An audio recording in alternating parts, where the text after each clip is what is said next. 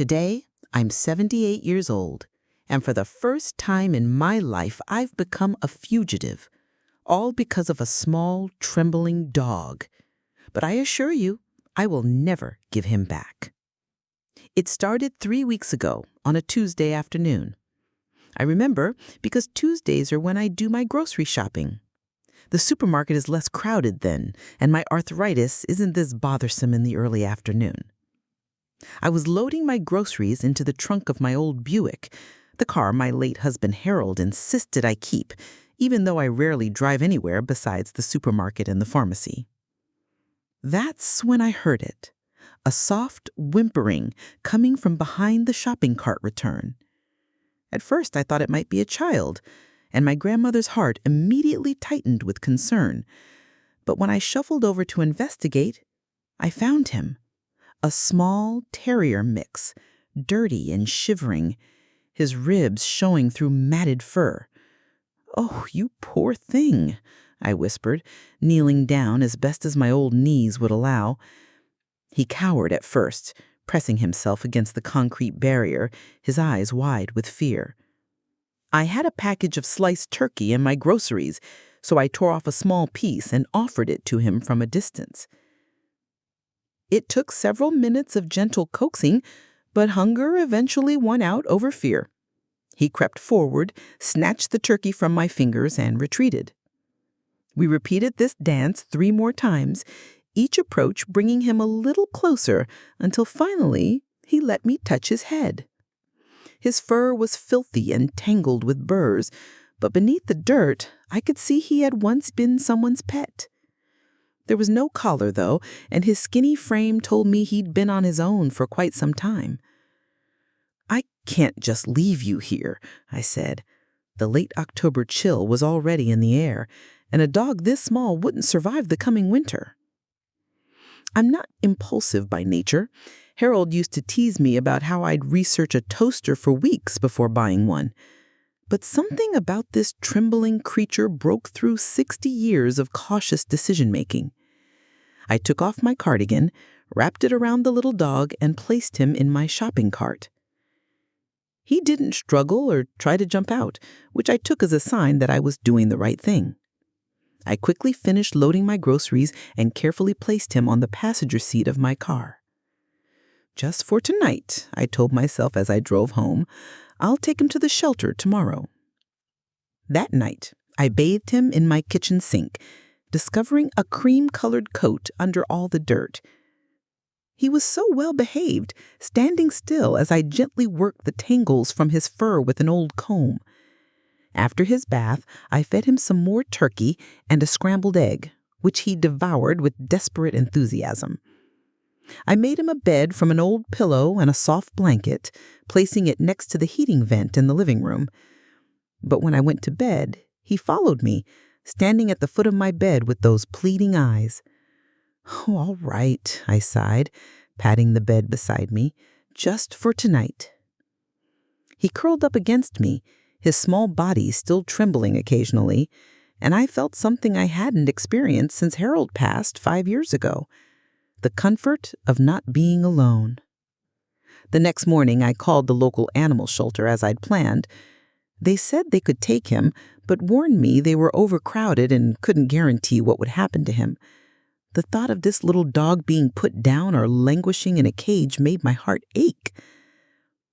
"I'll think about it and call back," I told them, already knowing I wouldn't.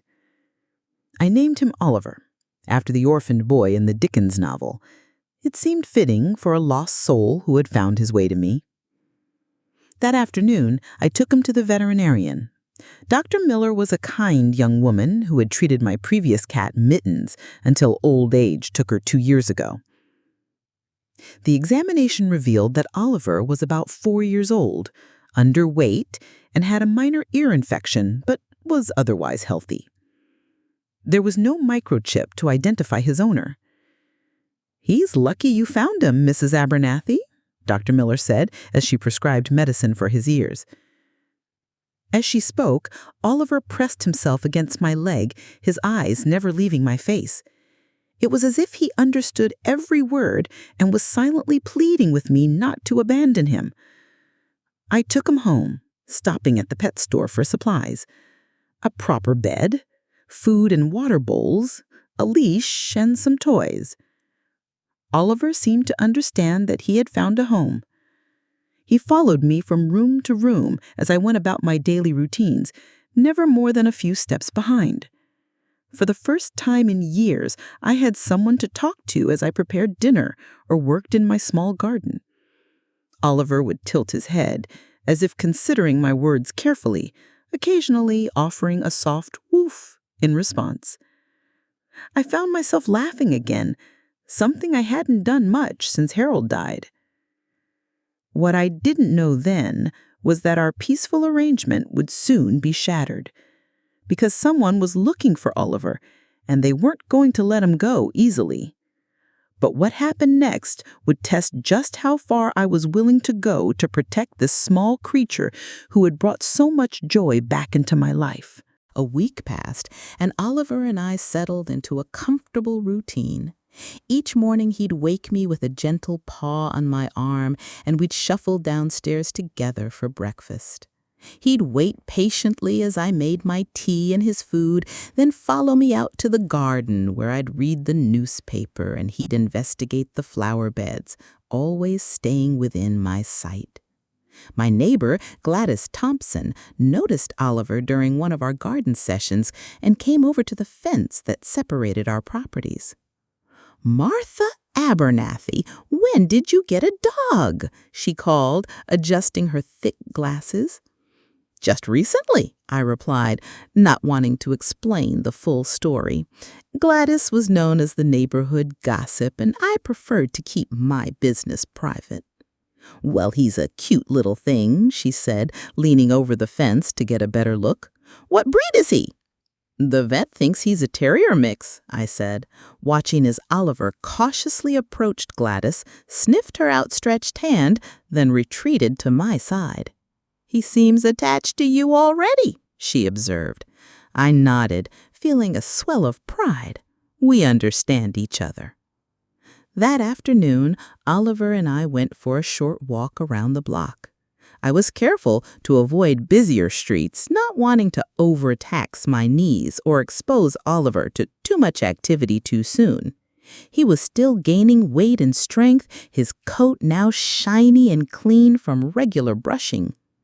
As we rounded the corner back onto my street, I noticed a car I didn't recognize parked in front of my house, a sleek black SUV that looked out of place in our modest neighborhood.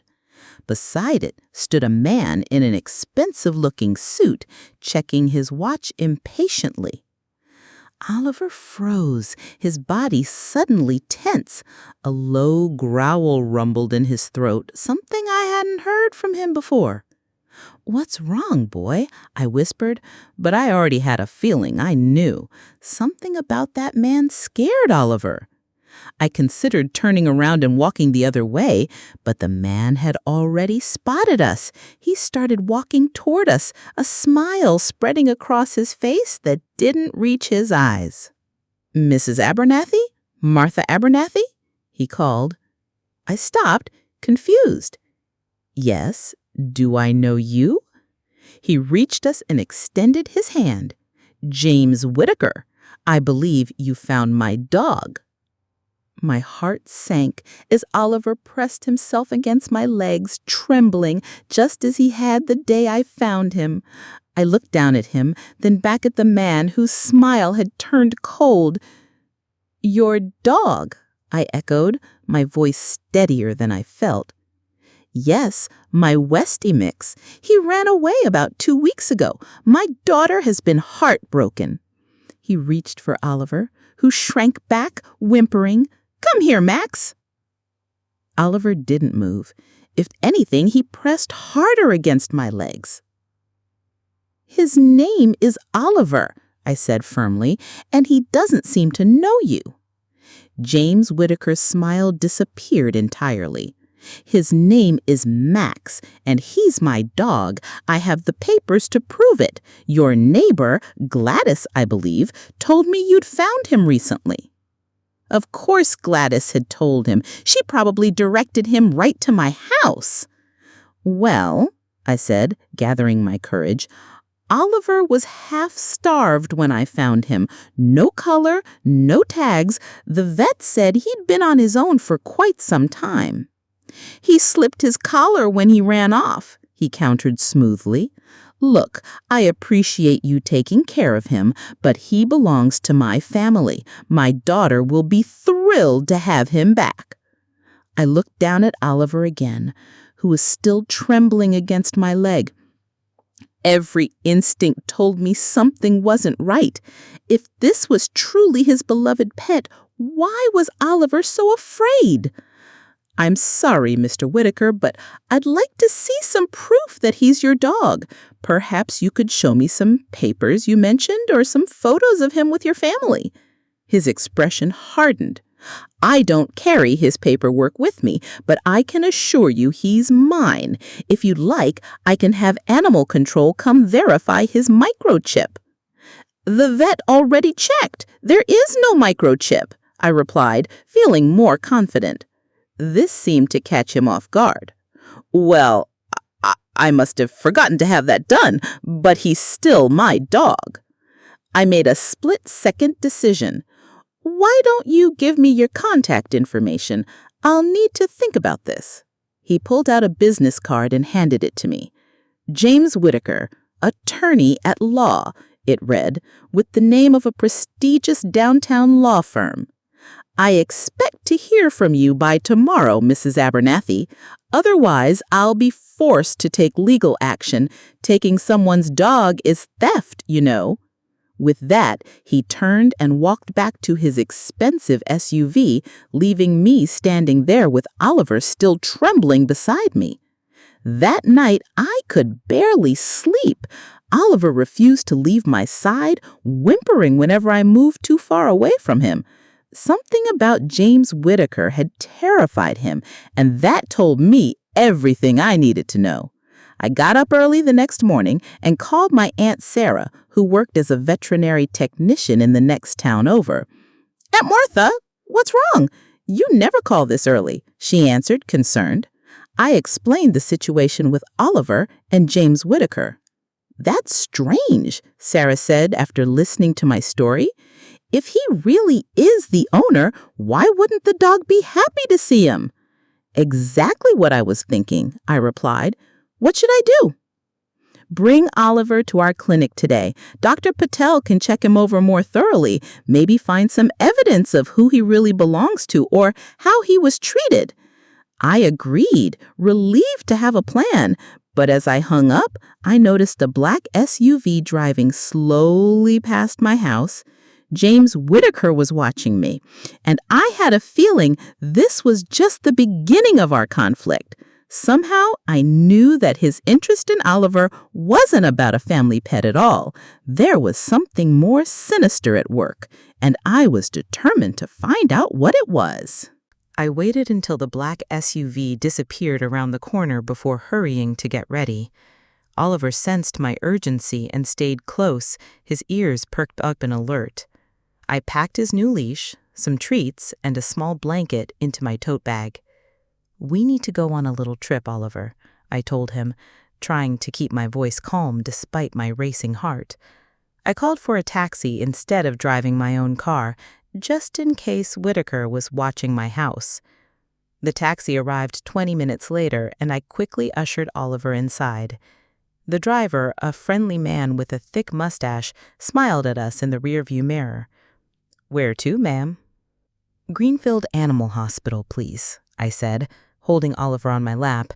He was still tense, his eyes darting to the windows as if expecting to see Whitaker's face appear at any moment. Sarah was waiting for us when we arrived. She helped me out of the taxi and immediately knelt to greet Oliver. Well, hello there, she said softly, offering her hand for him to sniff. Oliver cautiously approached her, then allowed her to pet his head. He's beautiful, Aunt Martha.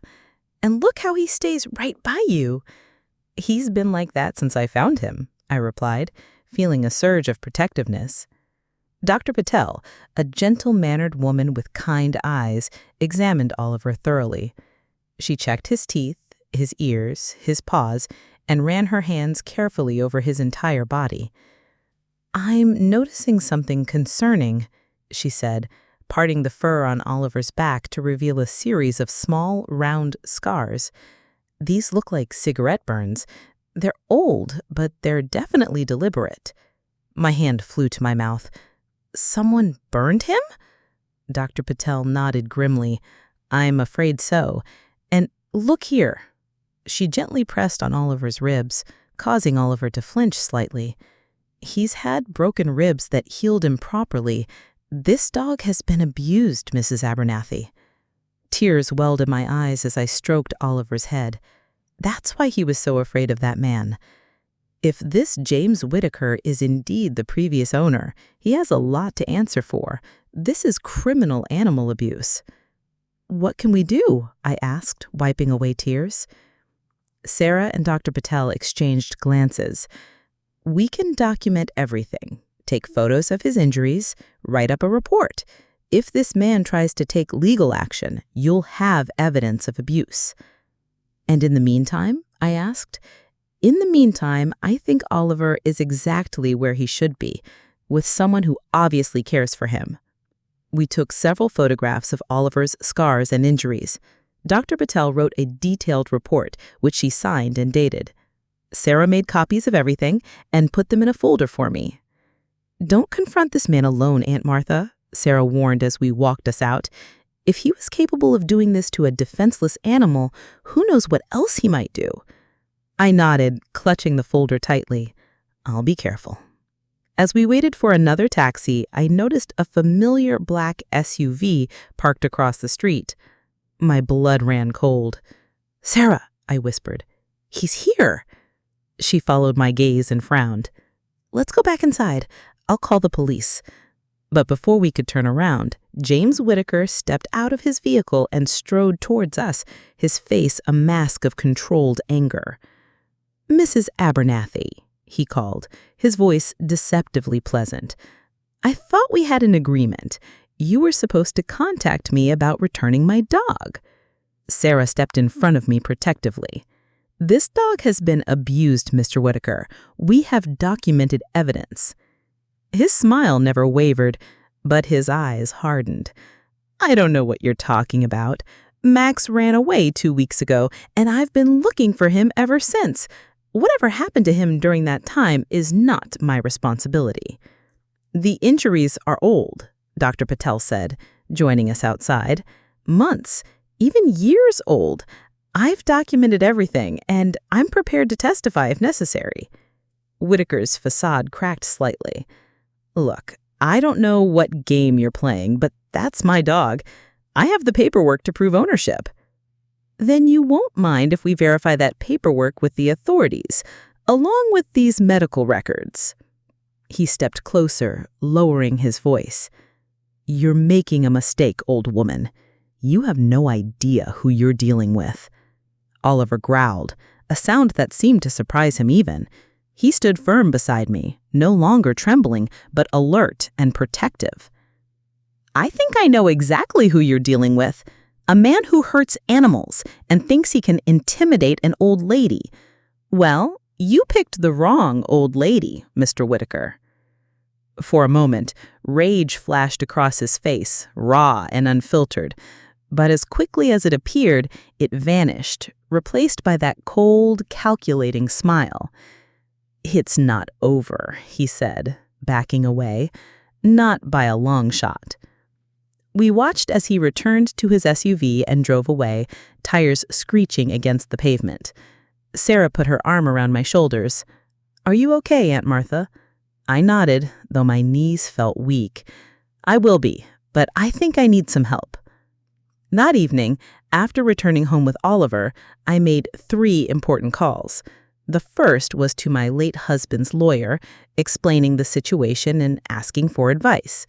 The second was to the local animal protection agency, reporting James Whitaker for animal abuse. And the third was to my old friend Robert Jenkins, who had retired from the police force 5 years earlier. "Bobby," I said when he answered, "I need your help. I've gotten myself into a situation." As I hung up the phone, I looked down at Oliver, who had fallen asleep at my feet, finally relaxed now that we were home. "Don't worry," I whispered, gently stroking his head. "I won't let him hurt you again." What I didn't realize then was that Whitaker's interest in Oliver went far beyond simple ownership. There was something more at stake, something that would put both of us in greater danger than I could have imagined. The next morning, Robert, or Bobby as I'd called him since we were children, arrived at my house in his battered pickup truck. Despite being in his 70s, he still had the commanding presence from his days on the force, with broad shoulders and alert eyes that missed nothing. "Martha," he greeted me with a hug, "you always did know how to keep life interesting." I managed a smile. Not intentionally, believe me. Bobby knelt to greet Oliver, who approached cautiously but allowed himself to be petted. "So this is the little fellow causing all the trouble. He doesn't look like much of a criminal mastermind." "He's not the criminal in this situation," I said, showing Bobby into the living room where I'd laid out the folder of medical evidence from Dr. Patel. Bobby reviewed the photos and report with a professional eye, his expression growing darker with each page he turned. "This is serious abuse, Martha. And you say this lawyer claims the dog is his?" I nodded, pouring us both cups of tea. "He showed up the day after Gladys told me I had found a dog. Says his name is James Whitaker from Henderson and Blake Law Firm downtown." Bobby's eyebrows shot up. "Henderson and Blake? That's not just any firm. They represent half the city's elite, including some folks who aren't too particular about staying on the right side of the law." A chill ran down my spine. "What do you think he wants with Oliver?" Bobby sipped his tea thoughtfully. "That's the question, isn't it? A high-powered attorney doesn't typically spend this much time tracking down a runaway pet. There's something else going on here." Just then, there was a sharp knock at the door. Oliver immediately tensed, a low growl rumbling in his throat. Bobby stood. "Let me get that." He walked to the door while I stayed in the living room with Oliver, my heart pounding. I heard muffled voices, then Bobby returned with a young woman in a police uniform. "Martha, this is Officer Chen. She's a friend of mine from the department. I thought it might be good to have an active officer aware of the situation." Officer Chen shook my hand. "Mr. Jenkins filled me in on the basics. I'd like to see the documentation you have." I showed her the folder, and she reviewed it with the same thoroughness Bobby had shown. "This is definitely concerning. Have you filed a report with animal control?" "Yes, yesterday, but I haven't heard back yet." "I can follow up on that," she offered. "In the meantime, I'd like to take a statement from you about your interactions with this James Whitaker. Threats from a person in his position need to be taken seriously." For the next hour, I recounted everything, finding Oliver, Whitaker's appearance, his threats, and the confrontation at the veterinary clinic. Officer Chen took detailed notes, occasionally asking for clarification. "Based on what you've told me, Mrs. Abernathy, I have concerns about this man's intentions. The legal ownership of the dog aside, his behavior has been threatening, and the documented abuse raises serious questions. What should I do?" "For now, document everything. If he contacts you again, record the conversation if possible. Don't meet with him alone." She handed me her card. "Call me directly if he shows up again, and maybe consider staying with a friend for a few days." After Officer Chen left, Bobby helped me install a simple security camera at my front door, a gift from his son that he hadn't gotten around to using yet. "It connects to your Wi-Fi and sends alerts to your phone if someone approaches," he explained, showing me how to use the accompanying app on my smartphone. "Thank you, Bobby. I don't know what I'd do without your help." He squeezed my shoulder gently. "That's what friends are for, Martha. Besides, I've been bored since retirement. A little excitement is good for the old ticker." That afternoon, while Bobby was still at my house, my phone rang. The caller ID showed unknown number, but I answered anyway. "Mrs. Abernathy," James Whitaker's smooth voice came through the speaker. "I see you've decided to escalate our little disagreement." Bobby motioned for me to put the call on speakerphone, which I did. "I don't know what you mean, Mr. Whitaker." "A police officer came to my office asking questions about a dog. Very embarrassing in front of my colleagues. Not a wise move on your part. If you've done nothing wrong, you have nothing to worry about, I said. He chuckled, a sound devoid of humor. Let me be direct, Mrs. Abernathy. That dog isn't just a pet. He's valuable to me in ways you can't understand. I'm prepared to offer you $10,000 to return him. No questions asked, no further involvement from the authorities. Bobby and I exchanged shocked glances. $10,000 for a mixed-breed terrier? Mr. Whitaker, I said carefully, what exactly makes Oliver so valuable to you? There was a pause. Let's just say he witnessed something he shouldn't have, something that could be problematic for certain parties if it came to light. Bobby's eyes widened and he mouthed, "Recording?" I nodded, pointing to my phone where I had already started recording the call as Officer Chen had suggested. Are you saying Oliver is some kind of witness? I asked, hardly believing the words coming out of my mouth. Dogs see everything in their owners' homes. Sometimes the wrong people in the wrong place at the wrong time. My clients are concerned about loose ends. A cold dread settled in my stomach. Whitaker wasn't just an abusive pet owner. He was involved in something truly sinister. I'm afraid I can't help you, Mr. Whitaker, I said firmly. Oliver stays with me. His voice hardened. 20,000. Final offer. No amount of money will change my mind, I replied. Then you leave me no choice, he said. Remember, I tried to be reasonable. The line went dead. Bobby immediately took my phone. We need to get this recording to Officer Chen right away. Martha, you've stumbled into something dangerous. As I looked down at Oliver, peacefully sleeping on his new bed, unaware of the storm brewing around him, I wondered what he had seen in Whitaker's home, what wrong people had been there, and how far would Whitaker go to silence a canine witness who couldn't even speak. Little did I know, we would soon find out just how desperate James Whitaker and his mysterious clients really were. That night, Bobby insisted on staying over. He set up camp on my living room couch, his old service revolver, which he was still licensed to carry, within reach on the coffee table. I protested at first, saying I didn't want to put him in danger, but he wouldn't hear of leaving. Martha, we've known each other since the 3rd grade, he reminded me. Remember when Tommy Williams pushed you off the swings and I gave him a bloody nose? Some things never change. I smiled at the memory. You were suspended for 3 days. Worth it, he replied with a wink. Now get some sleep. Oliver and I will keep watch.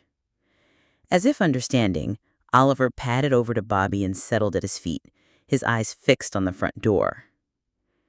I slept fitfully that night, waking at every creak and groan of my old house. Around 3 a.m, I was startled awake by the shrill ping of my phone. It was an alert from the security camera app. Motion detected at the front door. My heart pounding, I crept to the top of the stairs. I could hear Bobby moving below, the soft click of his revolver being readied. Martha, stay upstairs, he called softly. I retreated to my bedroom and checked the camera feed on my phone. 2 figures in dark clothing were at my front door, one of them working on the lock with what looked like professional tools. They wore masks and gloves, not random burglars, but people who knew what they were doing. My hands shaking, I called 911 and whispered the situation to the dispatcher. Then, I called Officer Chen directly as she had instructed. Downstairs, I heard Bobby's voice loud and commanding. Police, step away from the door. There was a scramble of activity, then the sound of running footsteps. From my window, I saw the 2 figures sprint across my front lawn and disappear into a car parked down the street. By the time the police arrived, the intruders were long gone. Officer Chen took statements from both Bobby and me, and officers dusted my front door for fingerprints. They were professionals, Officer Chen concluded. The lock tampering was skillful, and they clearly came prepared. This wasn't a random break-in attempt. Whitaker, Bobby said grimly. Has to be. Officer Chen nodded. I think you're right. The timing is too coincidental. Mrs. Abernathy, do you have somewhere else you can stay for a while? Someone is going to significant lengths to get to you and your dog. I thought of my options. My only living relative nearby was Sarah, but I didn't want to put her in danger. Most of my friends were elderly like me, and I couldn't bear the thought of bringing this trouble to their doorsteps. She can stay with me, Bobby offered. I've got the spare room, and my house has a better security system. Officer Chen seemed relieved. That would be ideal, at least until we can get to the bottom of this. And so, at 5 a.m, I found myself packing a suitcase while Oliver was watching anxiously from my bed. I gathered his food, medications, bed, and toys, determined not to disrupt his routine more than necessary. It's just for a little while, Oliver, I assured him, though I wasn't certain that was true. Bobby's house was a modest bungalow on the other side of town, in a quiet neighborhood similar to mine. As he'd mentioned, his security system was more sophisticated than the simple camera he'd installed at my place. Motion sensors, window alarms, and multiple cameras monitored the property. My son insisted after I had the heart scare last year, said if I was going to live alone, I needed proper security. You never told me about a heart scare, I said, concerned. He waved dismissively. Minor thing. Doctor says I'm fit as a fiddle now. After getting Oliver settled with his bed and toys in the guest room, Bobby made us breakfast, scrambled eggs and toast, simple but exactly what we needed after our sleepless night. I've been thinking about what Whitaker said, about Oliver being a witness. What could a dog possibly have seen that would be worth all this trouble? I watched Oliver as he explored Bobby's living room, sniffing curiously at unfamiliar furniture. Something illegal, obviously. Something worth paying $20,000 to cover up. And worth breaking and entering for, Bobby added grimly, which means it's probably worth much more than 20 grand in potential consequences. That afternoon, while Bobby was making phone calls to some of his old colleagues from the force, I sat on the porch with Oliver, enjoying the warmth of the autumn sun. As Oliver dozed beside me, I found myself wondering about his life before me. Had he belonged to the Harringtons? Or perhaps to the deceased campaign manager? How had he ended up alone and afraid in that supermarket parking lot? I was so lost in thought that I didn't immediately notice the car that slowed as it passed Bobby's house. But Oliver did. His head shot up and a low growl rumbled in his throat. By the time I looked up, the car was already turning the corner at the end of the street. A chill ran down my spine. Somehow they had found us, and I had a feeling that our troubles were only just beginning. I rushed inside to tell Bobby about the car. Are you sure it was watching the house? He asked, immediately checking the security camera feeds on his tablet. Oliver noticed it before I did, I explained. He growled, and by the time I looked up, it was already driving away. Bobby frowned, reviewing the footage. There it is, a gray sedan, tinted windows. Can't make out the license plate from this angle. He immediately called Officer Chen to report the suspicious vehicle. She promised to increase patrols in the area and said she would come by later to review the security footage herself. In the meantime, Bobby said after hanging up, we should consider our next move. We can't just hide forever. I nodded, absently stroking Oliver's head. What if we try to find out more about what Oliver might have witnessed? If we knew what Whitaker and the Harringtons are so afraid of, maybe we'd have some leverage. Bobby considered this. It's risky, but you might be onto something. If we could figure out what Oliver witnessed, we might be able to protect ourselves better. Where do we start? I asked. Bobby thought for a moment. Let's begin with what we know. Oliver was found about 3 weeks ago, right? Let's look into what was happening with the Harrington family around that time. He pulled out his laptop and began searching for news articles. I sat beside him with Oliver curled up at my feet. Here's something, Bobby said after a few minutes. 2 days before you found Oliver, there was a fundraising gala at the Harrington estate for Michael's Senate campaign. All the city's elite were there. Could Oliver have escaped during the event? I wondered. Possible, Bobby nodded. And here's something else. Richard Harrington's wife, Elaine, reported a missing dog to animal control around the same time. The report was withdrawn the next day. My eyes widened. So Oliver did belong to the Harringtons? Maybe, Bobby cautioned, but why would they send Whitaker instead of coming themselves? And why wouldn't they file a proper missing pet report? We were interrupted by a knock at the door. Bobby checked the security camera feed before opening it to admit Officer Chen, who was accompanied by a tall, serious-looking man in plain clothes. Miss Abernathy, Mr. Jenkins, this is Detective Morgan from Major Crimes. I've briefed him on the situation, and he has some information that might be relevant. Detective Morgan shook our hands firmly. I've been investigating the death of Lawrence Sullivan, Michael Harrington's campaign manager, for the past 2 months. Officially, it's a suicide, but there are aspects that don't add up. Like what? I asked. Sullivan supposedly hung himself in his apartment, but the autopsy revealed bruising inconsistent with suicide. There were signs of a struggle, and some of his personal effects were missing, including his phone and laptop. You think he was murdered? Bobby stated. Detective Morgan nodded grimly. I do. And here's where it gets interesting. Sullivan was known to carry a small dog with him everywhere, a terrier mix. The dog was missing when Sullivan's body was found. I looked down at Oliver, who was watching Detective Morgan with curious eyes. You think Oliver was Sullivan's dog? It's a possibility we need to consider, Detective Morgan replied.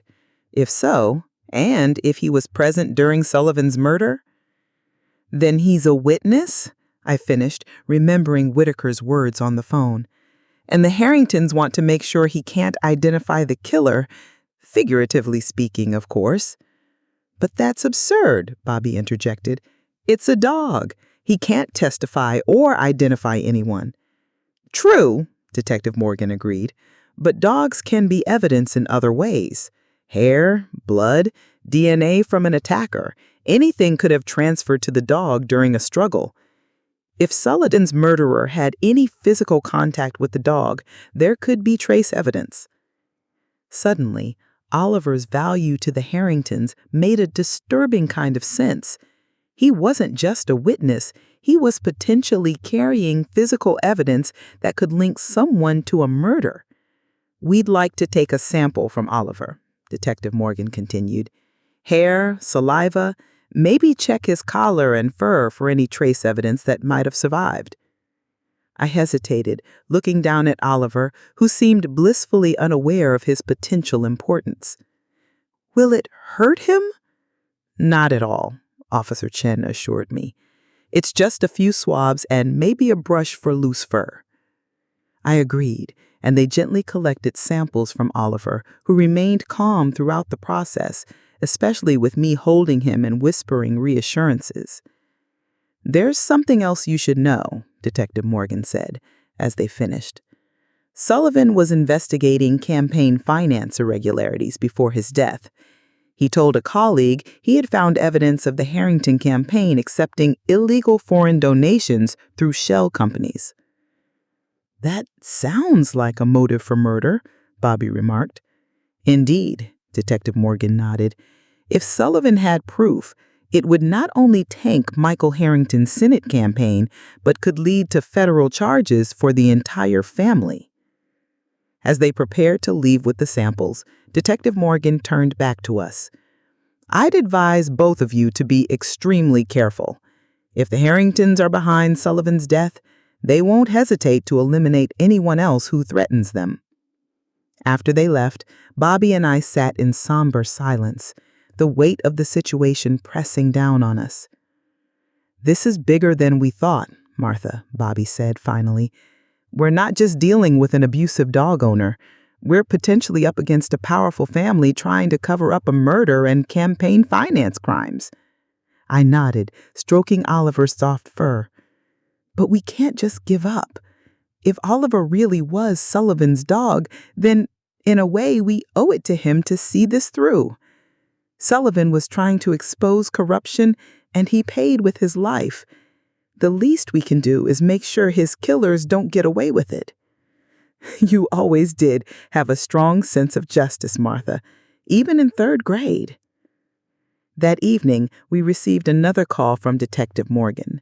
The preliminary analysis of Oliver's fur had revealed something significant: traces of a prescription medication called verapamil, a heart medication that had not been prescribed to Sullivan.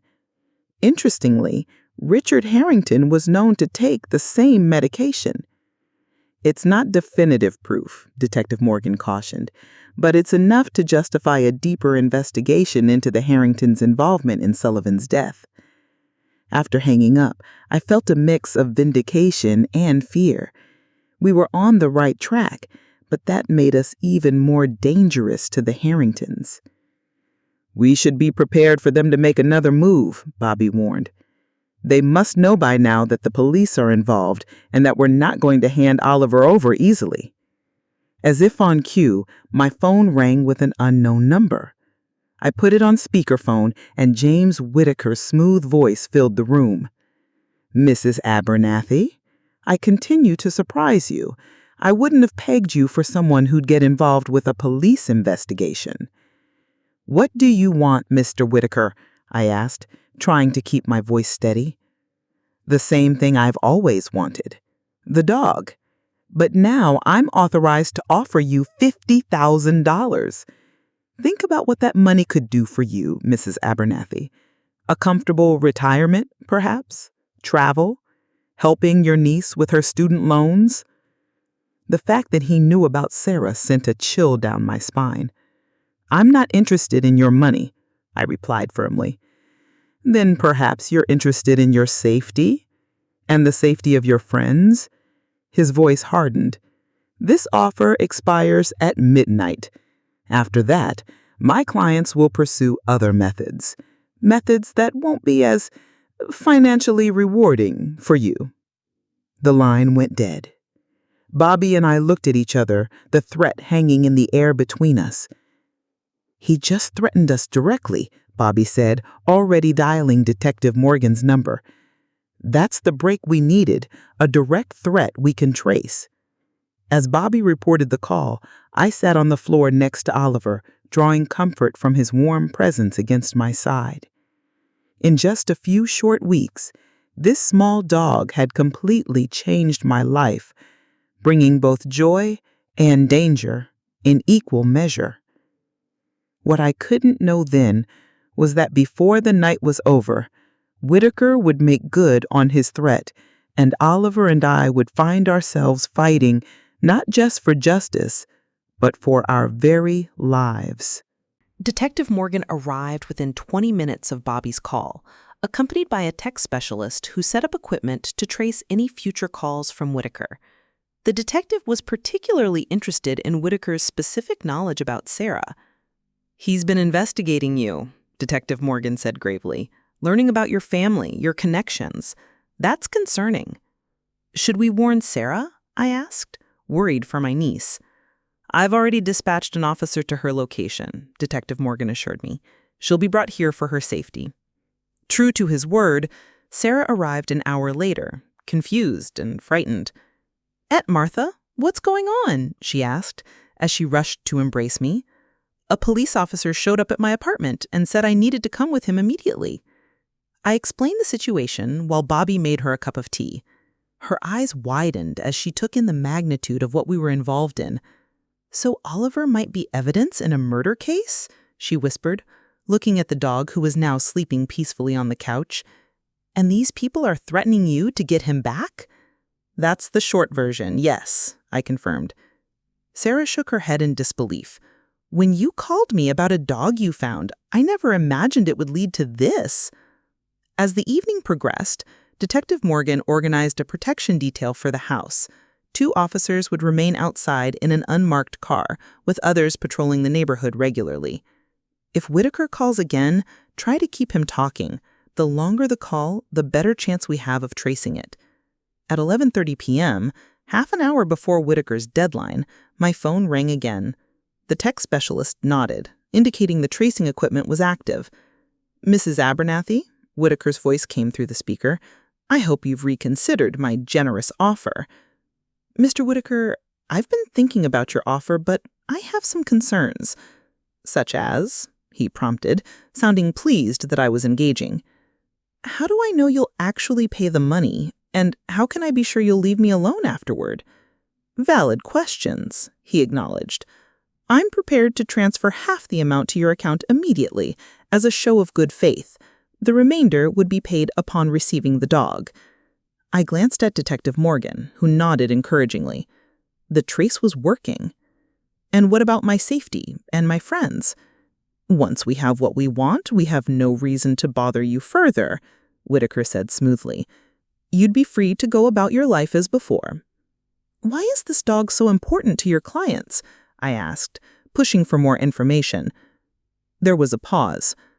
"Let's just say he represents a loose end that needs tying up. Nothing personal, Mrs. Abernathy. It's simply business." "Business that involves threatening an old woman?" I challenged. "Unfortunate but necessary," he replied, without a hint of remorse. "Now, what's your decision? The deadline is approaching." Detective Morgan held up 3 fingers, then 2, then 1, signaling they had completed the trace. "I'm sorry, Mr. Whitaker, but my answer is still no. Oliver stays with me." His voice turned cold. "Then you've made your choice. Remember, I tried to be reasonable." The call ended, and Detective Morgan immediately sprang into action, speaking rapidly into his radio. "We've got a location. Dispatch units to 1435 Lakeview Drive, apartment 502. "That's Whitaker's residence?" Bobby asked. "It appears so," Detective Morgan confirmed. "We'll have officers there within minutes." We waited anxiously for news, the minutes stretching interminably. Finally, Detective Morgan's radio crackled to life. "Suspect not on premises. Appears he's cleared out in a hurry. Left personal items behind." Detective Morgan's expression darkened. He knew we'd traced the call. This was a diversion. As if to confirm his suspicion, the lights in the house suddenly went out, plunging us into darkness. Outside, we heard a muffled thud, the sound of the officers in the surveillance car being incapacitated. "Everyone into the bathroom," Detective Morgan ordered, drawing his weapon. "No windows, solid door. Move now." Bobby ushered Sarah and me, with Oliver in my arms, into the small hallway bathroom while he and Detective Morgan took defensive positions. "Stay down. Keep quiet," Bobby whispered, handing me his cell phone. "Call 911 if you don't hear from us in 5 minutes." The door closed, leaving Sarah and I in total darkness, with only the sound of our breathing and Oliver's soft whimpers breaking the silence. Outside, we heard muffled movements, then a crash as a window shattered. Gunshots followed, 2 sharp reports that made Sarah gasp and Oliver tremble in my arms. "It's okay, boy," I whispered, stroking his fur. "We're going to be okay." More sounds of struggle, another gunshot, then silence. Sarah gripped my hand so tightly it hurt, but I welcomed the pain. Anything to ground me in this nightmare. Minutes passed like hours. Finally, there was a soft knock at the bathroom door. "Martha? Sarah? It's Bobby. It's safe to come out now." Sarah moved to open the door, but I held her back. "Wait," I whispered. "Bobby, what did Tommy Williams do to me in 3rd grade?" A pause. Then, "He pushed you off the swings, and I gave him a bloody nose and got suspended for 3 days." Relief flooded through me. I nodded to Sarah, who opened the door. The scene in the living room was chaotic. 2 men in dark clothing lay face down on the floor, handcuffed and guarded by police officers who must have responded to the commotion. Detective Morgan was pressing a cloth to his upper arm, which was bleeding. "What happened?" I asked, still clutching Oliver protectively. "They cut the power and neutralized our surveillance team with some kind of gas," Bobby explained. "Then they tried to come in through the back window. Morgan took a graze at the arm, but we managed to subdue them until backup arrived." "Whitaker?" I asked. "Not among them," Detective Morgan grimaced. "These are hired muscle. professional home invaders by the looks of their equipment. One of the men on the floor, younger, with a tattoo visible on his neck, turned his head to look at me. His eyes fixed on Oliver, and I saw recognition there. Oliver growled, pressing himself against my chest. "That's interesting," Detective Morgan noted, seeing the interaction. "I think your dog recognizes one of our intruders, Mrs. Abernathy." The man quickly looked away, but the moment hadn't been lost on any of us. "I want that man's DNA compared to any foreign DNA found on Sullivan's body," Detective Morgan instructed one of the officers, "and check for verapamil in his system or on his clothing." By morning, the house had been processed as a crime scene, and we'd been moved to a secure location, a small but comfortable safe house used by the police department for protected witnesses. Detective Morgan, his arm now properly bandaged, briefed us on what they'd learned. The two men we apprehended are known associates of a security firm that provides specialized services to wealthy clients, including the Harringtons. The younger one, the one Oliver reacted to, has refused to talk, but his DNA is being compared to evidence from the Sullivan case. "And Whitaker?" I asked. "Still at large, but we have an APB out for him. His finances show large transfers from Harrington family accounts over the past few weeks, totaling over $100,000. Sarah, who had been quiet most of the night, finally spoke up. "So what happens now? How long do we have to hide?" Detective Morgan's expression was sympathetic but firm. "Until we have enough evidence to move against the Harringtons, you're all in danger. I'm afraid this safe house is your home for the foreseeable future." I looked around at our new temporary residence, sparsely furnished with security cameras and reinforced doors and windows. Then I looked at Oliver, peacefully sleeping after our traumatic night, and Bobby and Sarah, both exhausted but safe. "We'll manage," I said, reaching for Oliver, "as long as we're together." What I didn't know then was that our ordeal was far from over. The Harringtons were powerful and desperate, and they wouldn't stop until they had silenced every threat to their ambitions, including a small dog and the elderly woman who had taken him in. Life in the safe house quickly settled into a routine. Bobby, Sarah, and I took turns caring for Oliver, who adapted to our new circumstances with remarkable resilience. Detective Morgan visited daily with updates on the investigation, which was progressing slowly but steadily. A week after the attack at Bobby's house, we received our first significant breakthrough. The DNA from the younger intruder, whose name we learned was Marcus Reeves, matched unidentified DNA found under Lawrence Sullivan's fingernails. "It's a direct connection," Detective Morgan explained during his visit. "Sullivan fought back against his attacker, and we now have proof that Reeves was there." "Has he confessed?" Bobby asked. Detective Morgan shook his head. "Not yet. He's lawyered up, with an attorney from Henderson and Blake, unsurprisingly. But this evidence gives us leverage." "What about the Harringtons?" I asked, absent-mindedly stroking Oliver's head as he lay beside me on the couch. "We're building a case," Detective Morgan replied. "The financial transfers to Whitaker, the connection to Reeves, the campaign finance irregularities Sullivan was investigating, it's all starting to come together. But we need more to move against a family that powerful." That evening, as we ate dinner, a simple meal of spaghetti that Sarah had prepared, my niece raised a question that had been bothering me as well. "How long can we live like this?" She asked quietly. "I can't stay away from my job indefinitely. Aunt Martha can't stay away from her home. We can't just disappear." Bobby nodded in agreement. "She's right. We need a more proactive solution." I considered their words, looking down at Oliver, who was watching me with those soulful eyes that had captured my heart from the beginning.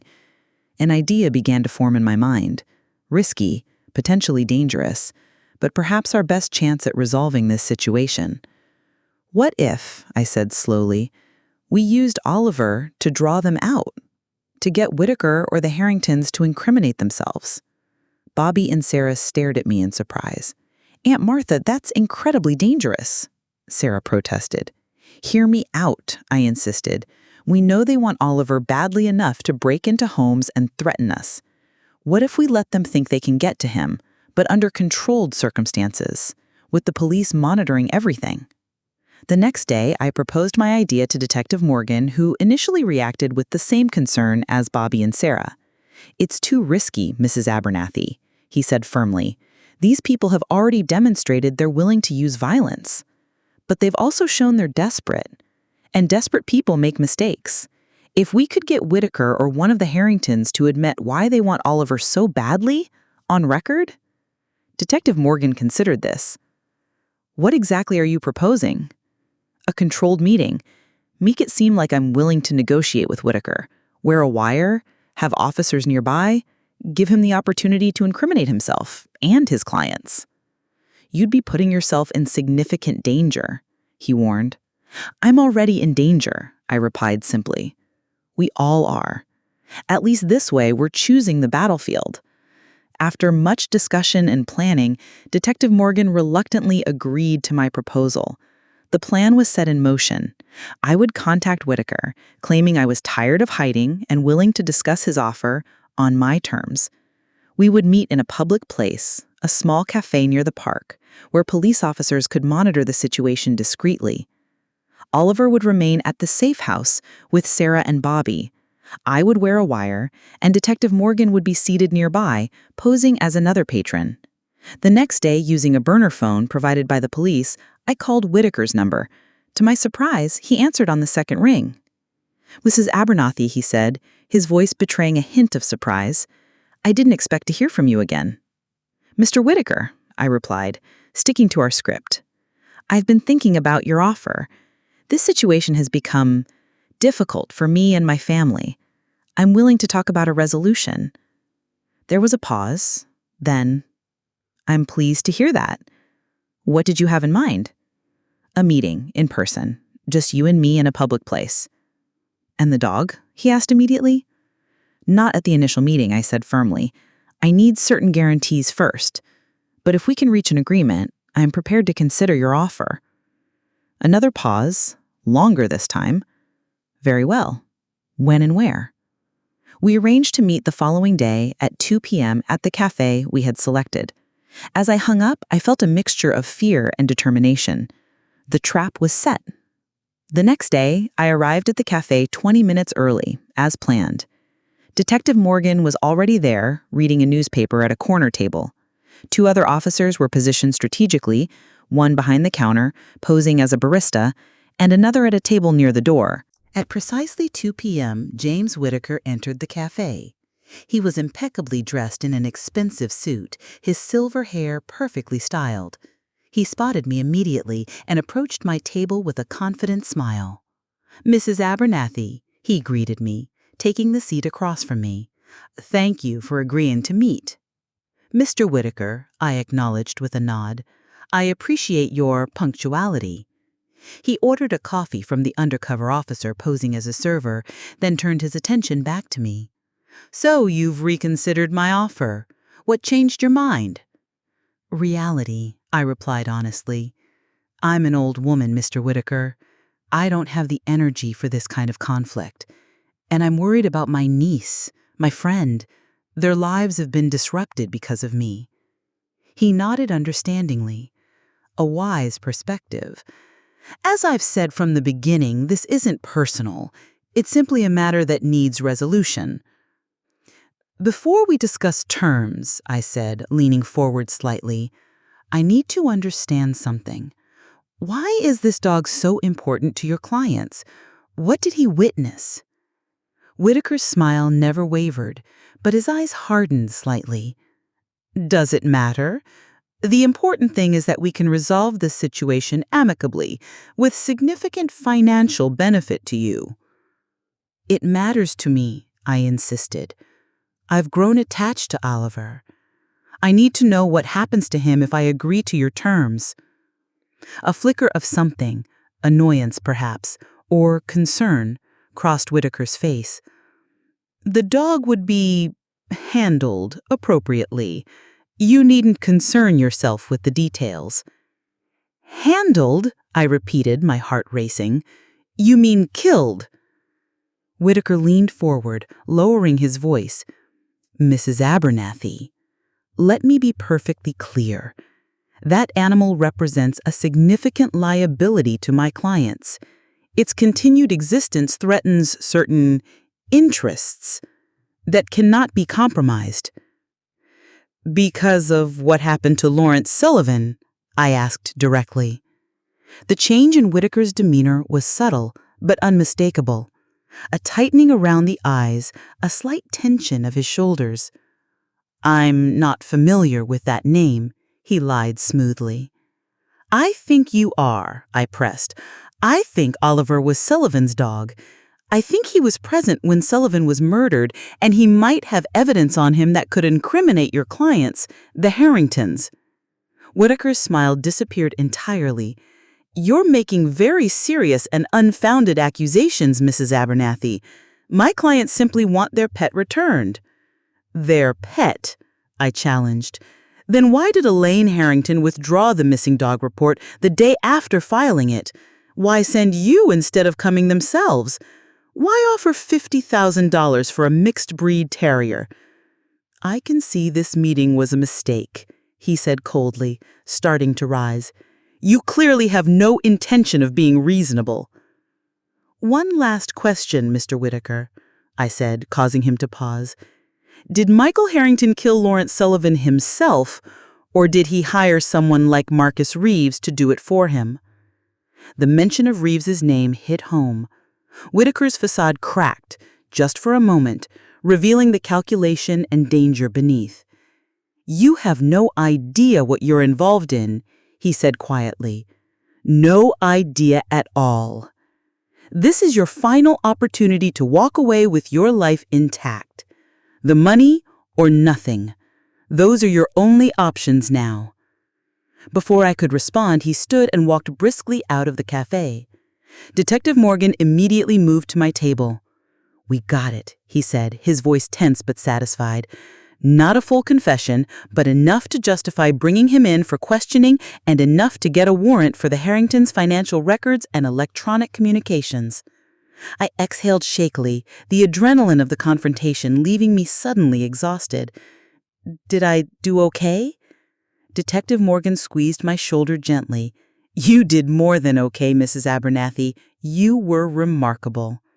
As we left the cafe, escorted by the officers who had been positioned inside, I felt a strange mix of triumph and foreboding. We had made progress, certainly, but Whitaker's parting words echoed in my mind like a promise or a threat. The battle wasn't over.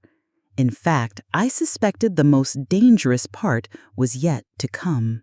The next 48 hours were a whirlwind of activity. Detective Morgan and his team executed search warrants on the Harrington estate, Whitaker's office, and the residences of several key Harrington associates. James Whitaker himself was brought in for questioning, but refused to speak without his attorney present. Meanwhile, we remained in the safe house, receiving regular updates from Detective Morgan. The evidence they were uncovering painted an increasingly damning picture of corruption and criminal activity. We found encrypted communications between Michael Harrington and Lawrence Sullivan from the week before Sullivan's death, Detective Morgan informed us during his visit. Sullivan was threatening to go public with evidence of illegal campaign contributions from foreign entities. He had documentation proving the money was being laundered through shell companies controlled by the Harrington family. That's a strong motive for murder, Bobby observed. Indeed, Detective Morgan agreed. And we've identified a connection between Marcus Reeves and Richard Harrington going back several years.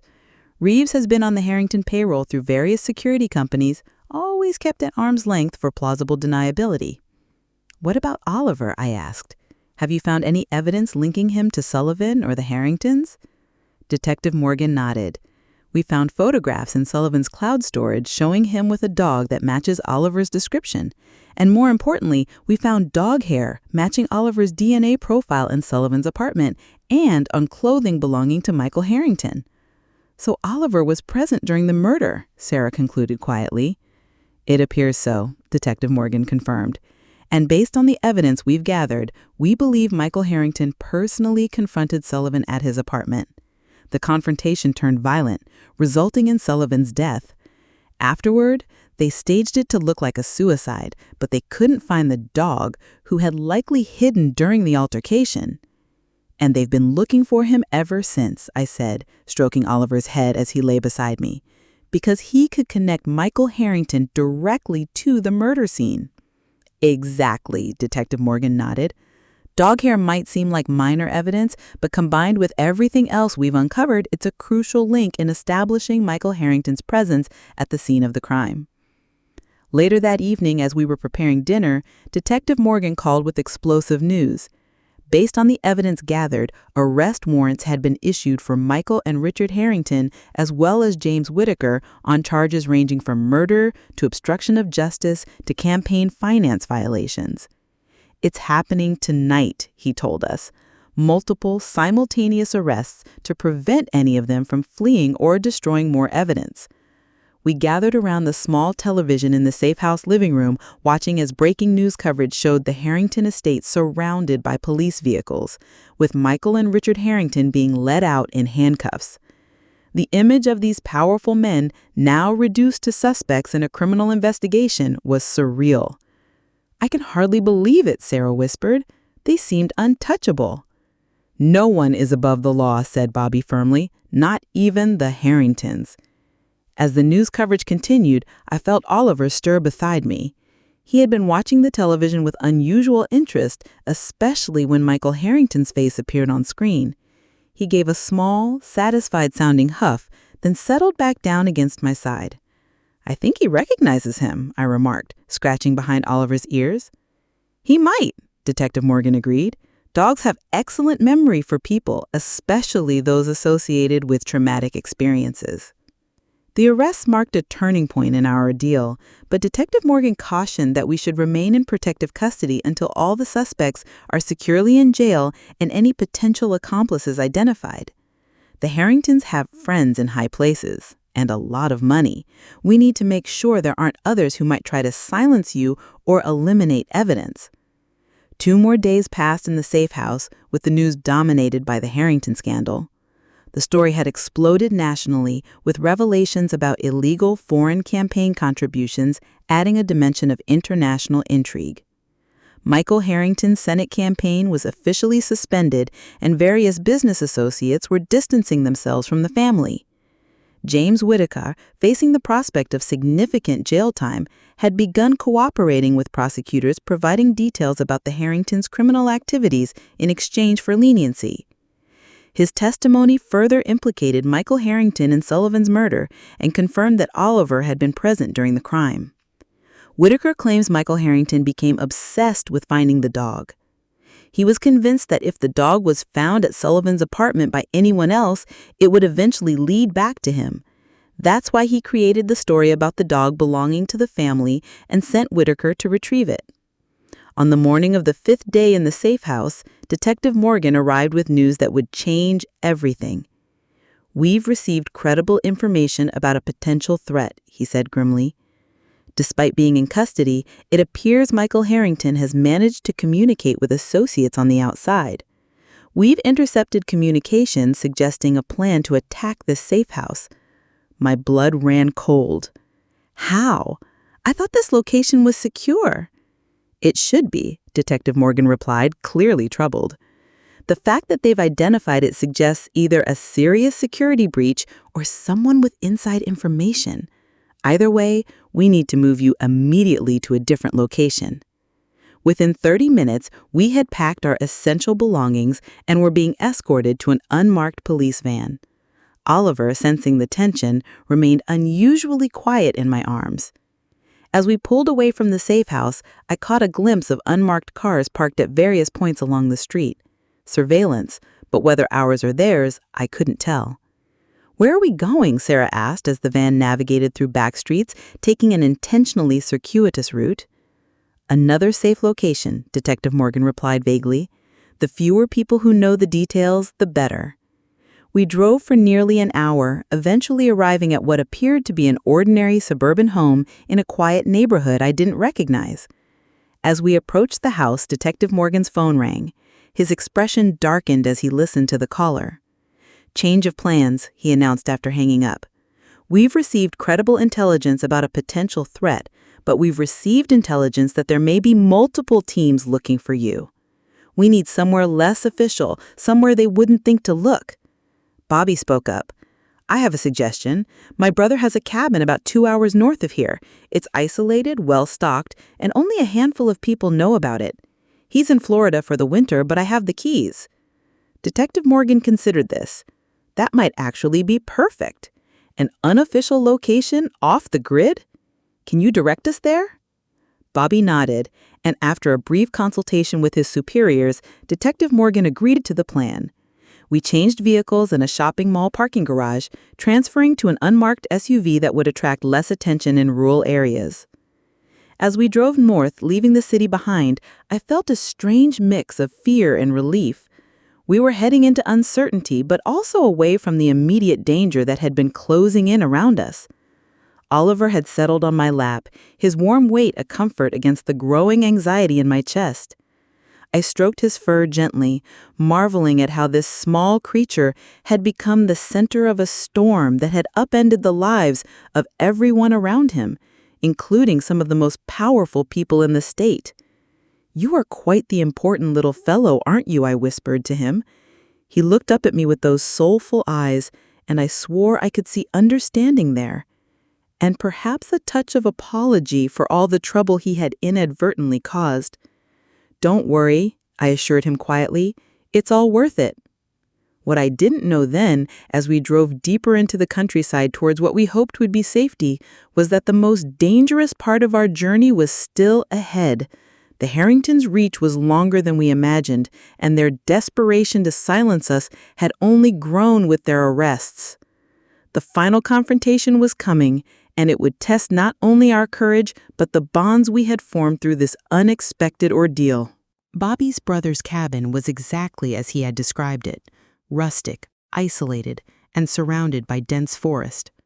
A narrow dirt road, barely visible from the main highway, led to the property, which sat beside a small, quiet lake. Under different circumstances, it might have been a peaceful retreat. Detective Morgan did a thorough sweep of the premises before allowing us inside. The cabin was simple but comfortable, with 2 bedrooms, a modest kitchen, and a living area dominated by a stone fireplace. Solar panels provided limited electricity, and a propane tank supplied gas for the stove and water heater. "It's perfect," Detective Morgan declared. "Remote enough to be secure, but with basic amenities. I'll have officers stationed on the main road, out of sight, and regular patrols around the perimeter." "How long do we need to stay here?" Sarah asked, setting down her small bag of belongings. "Hopefully not long," Detective Morgan replied. "The preliminary hearing for the Harringtons is scheduled for tomorrow.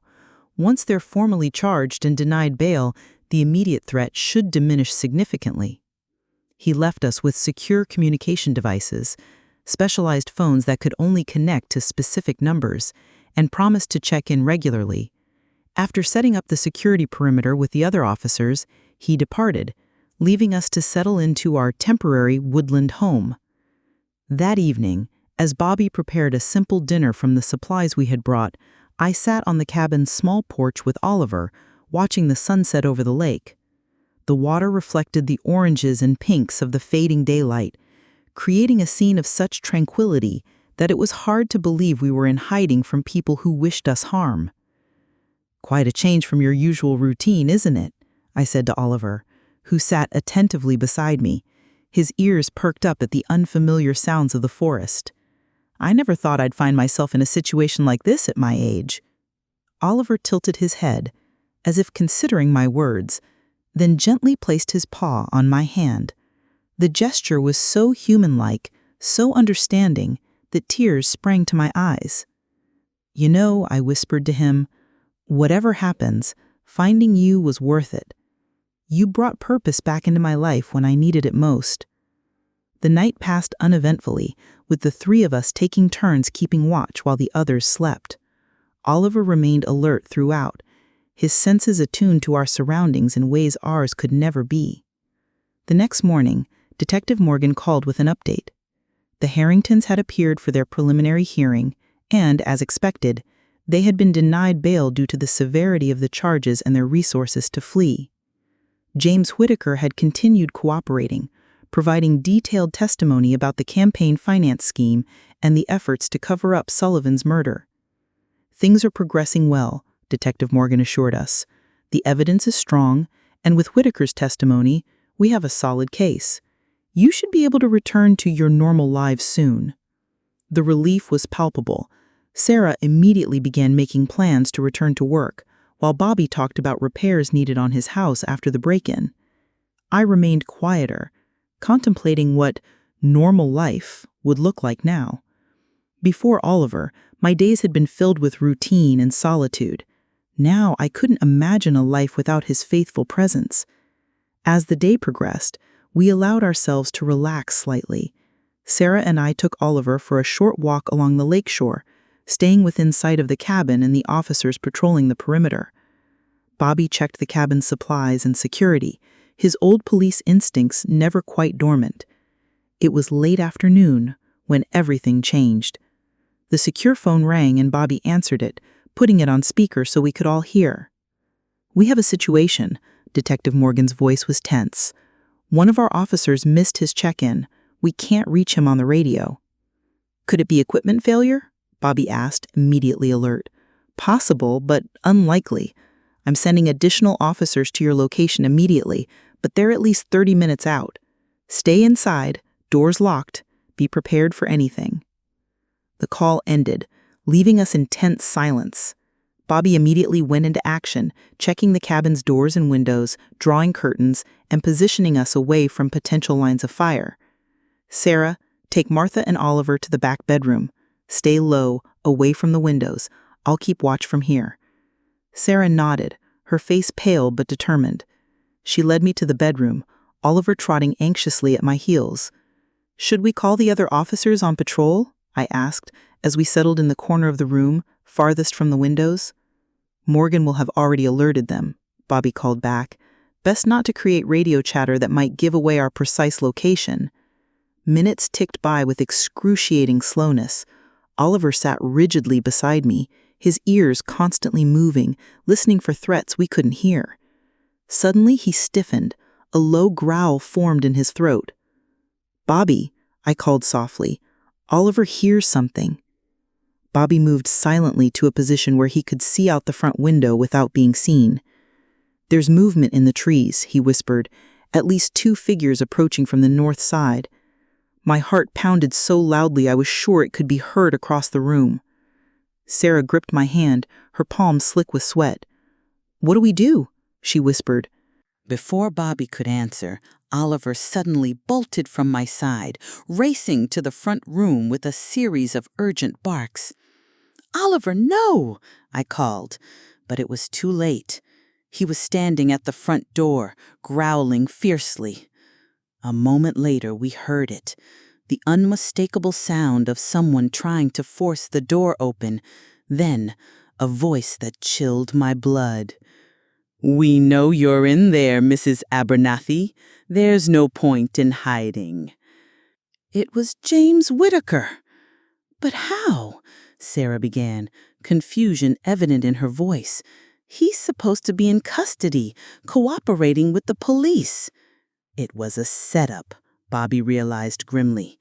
He was never truly cooperating. He was feeding them information while figuring out where we were.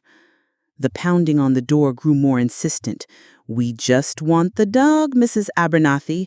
Hand him over, and no one needs to get hurt." I moved to the front room, despite Sarah's attempts to hold me back. "Mr. Whitaker," I called through the door, "the police are on their way. You're only making things worse for yourself." "The police are otherwise occupied," Whitaker replied, his voice cold. "A reported shooting on the highway has drawn them away. By the time they realize it's a false alarm, this will be over." Bobby positioned himself beside the door, the revolver he had brought steady in his hand. "How many?" he mouthed to me. I shook my head, unsure. Oliver continued to growl at the door, his small body tense with protective fury. "Last chance, Mrs. Abernathy," Whitaker called. "The dog, or we come in shooting." In that moment, looking at Oliver, who had brought so much joy back into my life, who had trusted me when he was at his most vulnerable, I made my decision. "You'll have to come through me first," I declared, my voice stronger than I felt. There was a pause, then a cold laugh. "As you wish." The next moments happened in a blur. The front window shattered as something was thrown through it, a tear gas canister filling the room with acrid smoke. Bobby fired toward the door as it was kicked in, and I heard a cry of pain from outside. "Get down!" Bobby shouted, pushing me to the floor as bullets splintered the wooden framework. Oliver barked frantically, darting toward the broken window despite my desperate attempts to call him back. Through streaming eyes, I saw him leap through the opening and disappear into the chaos outside. "Oliver!" I cried, trying to follow, but Bobby held me back. "Stay down, Martha," he ordered. "You can't help him if you're shot." The gunfire continued for what seemed like an eternity, but was probably only seconds. Then, suddenly, new voices joined the fray. Authoritative commands to drop weapons, the sounds of a struggle. "Police! Everyone on the ground! Now!" Detective Morgan's voice cut through the chaos, followed by more shouting and the sound of bodies hitting the ground. When the smoke finally cleared enough for us to see, Bobby cautiously led us to the broken window. Outside, officers had subdued 3 men, including James Whitaker, who was bleeding from a shoulder wound, but my eyes were searching frantically for only one thing. "Oliver!" I called, my voice breaking. "Oliver, where are you?" Detective Morgan approached us, his expression grim. "Are you all right?" "We're fine," Bobby answered, "but Oliver ran outside during the attack. We can't find him." Morgan nodded. "We'll organize a search immediately. He can't have gone far." As the officers secured Whitaker and his accomplices, we joined the search for Oliver, calling his name and searching the underbrush around the cabin. The forest was dense, and the approaching darkness made the task increasingly difficult. "Oliver," I called, my voice growing hoarse. "Please, boy, where are you?" An hour passed with no sign of him. My heart felt heavier with each passing minute. Had he run away in fear? Was he hurt somewhere, unable to respond? Or worse? Just as Detective Morgan was preparing to call in additional search resources, we heard it, a faint whimpering coming from the direction of the lake. I rushed toward the sound, my old knees protesting, but adrenaline pushing me forward. There, huddled beneath a fallen log near the water's edge, was Oliver. He was trembling, but appeared unharmed. When he saw me, he crawled out, his tail wagging tentatively. "Oh, Oliver!" I cried, kneeling to gather him into my arms. "You brave, foolish boy. You scared me half to death."